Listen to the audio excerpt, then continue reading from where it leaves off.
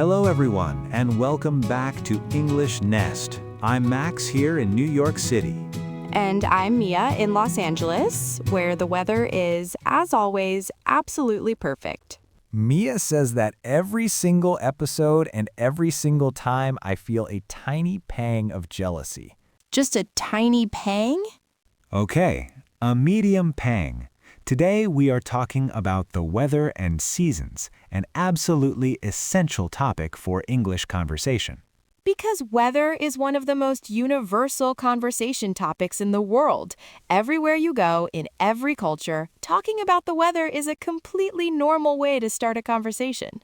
In fact, in English, especially British English, talking about the weather is practically a national sport. If you can discuss the weather naturally in English, you can make small talk with anyone, anywhere. And our two cities have some of the most different weather in America, which makes this a really fun conversation. Let's start with New York. New York has 4 very distinct seasons, and I genuinely love that about it. Spring, summer, fall, and winter, and each one feels completely different. Okay, walk us through them, starting with spring. Spring in New York is magical, usually from about March to May. The temperatures start rising, the trees start blooming. Central Park becomes this explosion of pink and white cherry blossoms. Everyone comes outside after being cooped up all winter, and the whole city just feels alive and happy. That sounds gorgeous. I've always wanted to see Central Park in spring. You really should come. The mood of the entire city changes. People are smiling, sitting in the park, eating outside at restaurants. Spring in New York is like everyone collectively exhaling after a long winter. What are the temperatures like in spring? It varies a lot in early spring. March can still be quite cold, maybe 40 to 50 degrees Fahrenheit, but by May it's comfortably in the 60s and 70s. Very pleasant. Perfect. And summer? New York's summer is hot. July and August can get into the 90s, and the humidity makes it feel even hotter. Walking around the city on a really hot summer day can be intense. The subway platforms get incredibly hot. Ooh, the subway in summer. That's not great, is it? It's not great. It's very great in the wrong direction. Think of a sauna, but instead of relaxing music, there is a train screeching by and someone eating a very smelly sandwich. Wow, very atmospheric. Very atmospheric, yes. But summers also have their magic. The long days, the parks full of people, outdoor concerts, rooftop bars. There's a lot of energy in the city in summer. And fall? Because I feel like fall is your favorite. Fall is absolutely my favorite. September, October, November, the temperatures cool down to this perfect range, 60s and 70s in September, dropping to 50s in November. And the foliage, the leaves on the trees turn orange, red, yellow, brown. Central Park looks like a painting.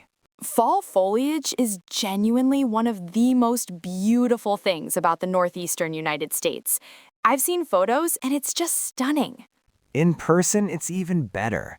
There's also something about the light in fall. It's this warm golden color that makes everything look beautiful. And the air smells amazing, crisp and clean. Crisp. Great vocabulary word. What does crisp mean in terms of weather? Crisp describes cool, fresh, clear air. Not cold enough to be uncomfortable, but cool enough to feel refreshing. A crisp autumn morning. The air is crisp today. It has a very pleasant feeling. I love that word. And winter? Winter, yes. Well, New York winters are cold. December through February, we can get temperatures in the 20s and 30s Fahrenheit, well below freezing. We get snow, sometimes quite a lot of it. How do you feel about winter? I have a complicated relationship with winter. When the first snow falls, it's genuinely beautiful. The city looks magical, everything is white and quiet. But by February, when it's been gray and cold for months and the snow has turned to gray slush on the sidewalks, I'm ready for spring. I understand that. It sounds beautiful but exhausting. It builds character. Everything in New York builds character. What about Los Angeles? Tell our listeners about your weather. So, Los Angeles essentially has two seasons, warm and slightly less warm. That's it? That's genuinely it. I mean, technically we have winter, but... Okay, so our coldest months are December and January, and the temperature might drop to the high 50s Fahrenheit at night. During the day, it's usually still in the low 70s. Mia, that's not winter. That's just a cool day. I know it's not winter by any reasonable definition, but we call it winter. We get out our coats and everything. What do people in LA wear in winter? Okay, so in New York, you'd be in a full parka, gloves, scarf, hat. In LA, when it's 65 degrees, we are in puffer jackets and scarves. My friends from New York visit in January and walk around in t-shirts while I'm standing there freezing in my winter coat. Ha! 65 degrees is a beautiful spring day in New York. It's all relative. When you're used to 75 degrees every day, 65 feels chilly. Your body adapts. Fair enough. What about summer in LA? So summer in LA, June through September, is hot and very dry. Temperatures in the 80s and 90s Fahrenheit, very sunny. And because it's dry heat rather than humid heat like New York, it actually feels different. You feel warm, but not sticky. Dry heat versus humid heat, that's an important distinction. Humid heat is when there's a lot of moisture in the air and you feel sweaty and uncomfortable even in shade. Dry heat feels hot but cleaner somehow. Exactly. Though dry heat comes with its own challenges. The combination of heat and dry conditions can create difficult conditions in summer. That's really important. What about rain in LA?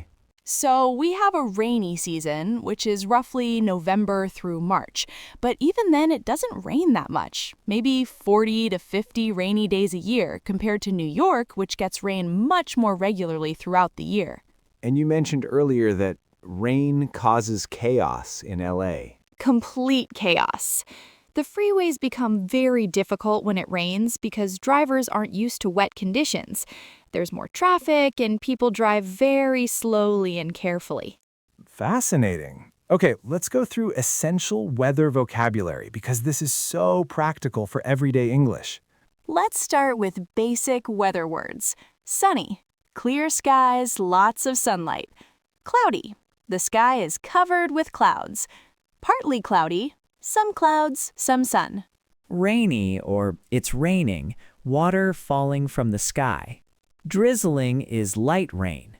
Pouring is very heavy rain. It's pouring outside means it's raining extremely heavily. Windy, strong air movement. Breezy is lighter and more pleasant wind. Gusty means the wind comes in sudden, strong bursts. Foggy means low visibility because of water vapor in the air. San Francisco is famous for its fog. Misty is lighter fog, often in the morning. Temperature vocabulary.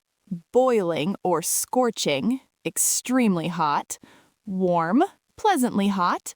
Mild, comfortably cool, not too cold, not too warm. Chilly, noticeably cool. Freezing or freezing cold, very cold. Now, useful phrases. What's the weather like today? The most basic question. What's the forecast? Asking about predicted future weather. It's supposed to rain later, meaning the forecast predicts rain. I'm dressed for the wrong weather. A very relatable phrase, meaning your clothes don't match the actual weather.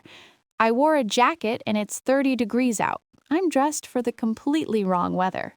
Under the weather is a really common idiom meaning you feel slightly ill. I'm feeling a little under the weather today means I don't feel great. Maybe I'm getting a cold. Ooh, that's a great one. Under the weather doesn't mean actual weather. It means not feeling well. Very commonly used. And every cloud has a silver lining. This is an expression meaning that even in bad situations, there's something positive to find. I failed my test, but I learned what I need to study. Every cloud has a silver lining. Beautiful expression. Okay, question time. We want to know, what is the weather like where you live? What are your seasons like? Do you have hot summers like LA? Cold winters like New York? Something completely different? Tell us in the comments. We have listeners from all over the world, and we love learning about different climates and countries. Subscribe for a new English Nest episode every day. Hit the like button, share with a friend, and we will see you next time. Take care, everyone. Stay warm or stay cool, depending on where you are. See you in the next episode.